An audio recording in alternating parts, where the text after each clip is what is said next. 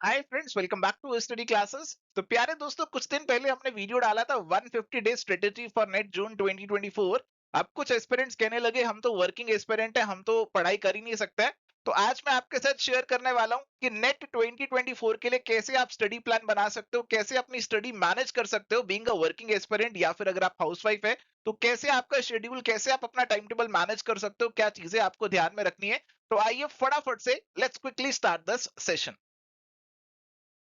प्यारे दोस्तों, अगर आपका टारगेट है कि नेक्स्ट अटेम्प्ट में आपको इस एग्जामिनेशन को पास करना है, आप अपना डेली रूटीन जैसे चला रहे हैं, आप काम पे जा रहे हैं, जो भी अपनी जिम्मेदारियां हैं उनको निभा रहे हैं, तो उन्हीं जिम्मेदारियों के अंदर, उसी रूटीन के अंदर आपको अपना जो स्टडी प्लान है उसको भी इनकलकेट करना पड़ेगा। अगर आप ये सोचोगे कि मुझे टाइम मिल ही नहीं रहा, मेरे पास बिल्कुल भी टाइम नहीं है, मेरे पास और बहुत सारी चीजें हैं, तो कहीं ना कहीं ये एग्जामिनेशन आपके लिए उतना इंपॉर्टेंट नहीं है, उतना रेलेवेंस नहीं रखता। अगर ये इंपॉर्टेंट होता आपके लिए तो आप डेफिनेटली इसके लिए टाइम निकाल ही लेते, क्योंकि अगर आप काम कर रहे हैं, जॉब पे जा रहे हैं, ऐसा नहीं है कि 24 आवर्स आप जॉब पे रहते हैं, ऐसा तो नहीं है। आपको बीच में डेफिनेटली कुछ ना कुछ टाइम मिलता होगा। हो सकता है आपको अपना एंटरटेनमेंट का जो टाइम है, मस्ती का जो टाइम है, उसको थोड़ा सा कट शॉर्ट करना पड़े। बट अगर ये एग्जाम आपके लिए इंपॉर्टेंट है तो आप ये टाइम जरूर निकाल ही लेंगे। देखो, डेली के टारगेट्स आपको सेट करने चाहिए। आपको डेली 4 से 5 घंटे जो है ना प्रिपरेशन के लिए निकालने चाहिए। और मुझे लगता है कि आप सुबह जल्दी और रात को लेट, ये दोनों समय यूटिलाइज कर सकते हैं। आप 2 घंटे सुबह निकालिए, 2 घंटे रात को निकालिए, और इसी में आपके 4 घंटे निकल जाएंगे। 4 घंटे आप डेली शिद्दत से सीरियसली पढ़ाई करेंगे तो ये अगले 5 महीने में आप एग्जामिनेशन को डेफिनेटली थ्रू कर सकते हैं, आपको कोई नहीं रोक सकता। इसके अलावा जो भी आप काम कर रहे हैं, ऐसा नहीं है कि सारा टाइम काम ही काम रहता है। हमने भी देखे कि ऑफिस में, जॉब्स पे जो आप काम करते हैं, बीच में डेफिनेटली आपके पास फ्री इंटरवल्स भी होते हैं।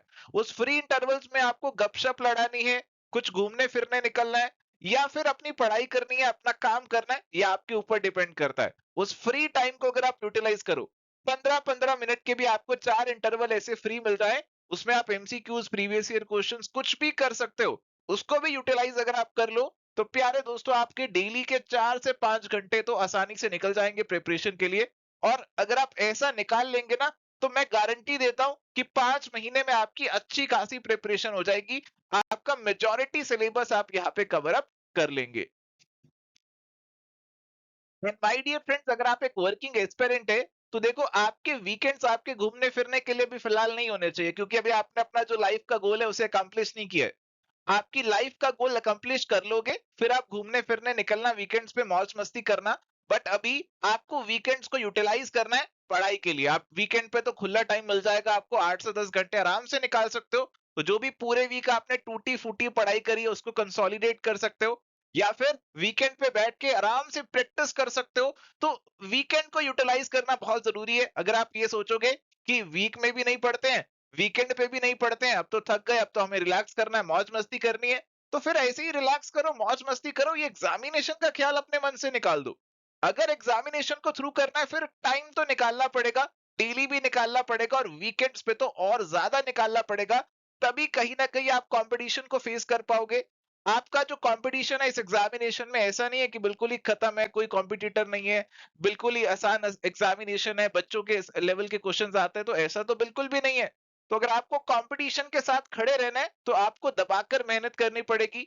अगर कोई पर्सन रेगुलर पढ़ाई कर रहा है तो आपको वीकेंड पे उसके बराबर आने की कोशिश करनी पड़ेगी, तभी कहीं ना कहीं आप कंपटीशन के साथ खड़े हो पाओगे और अपने गोल को अचीव कर पाओगे। अरे दोस्तों, देखो, बहाने बनाने को तो बहुत बहाने बन सकते हैं। किसी भी चीज के लिए जिसने बहाना बनाना वो बहाना तो बना ही लेगा। बट अल्टीमेटली आपको अपने से सवाल पूछना है कि आपके लिए ये एग्जामिनेशन कितना जरूरी है।